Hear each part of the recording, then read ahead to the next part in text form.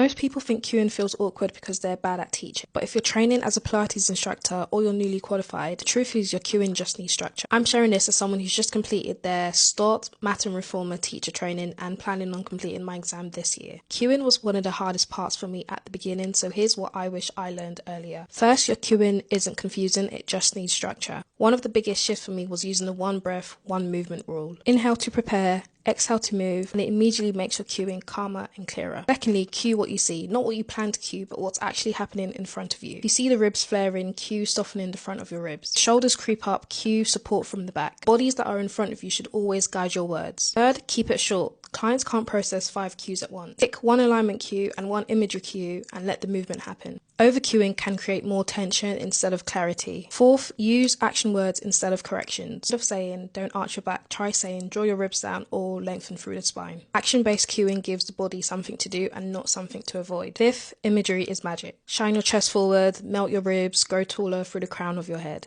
And these cues will land faster than anatomy ever will. One subtle but powerful shift is to say your instead of that or those. So your ribs or your shoulders. It makes the cue immediately feel personal. Finally, cue the exhale. People hold their breaths far more than you think. The moment you remind them to breathe out, everything softens. These are the cueing tools I'm refining now as I prepare for my exam, and they've also changed how confident my teaching feels.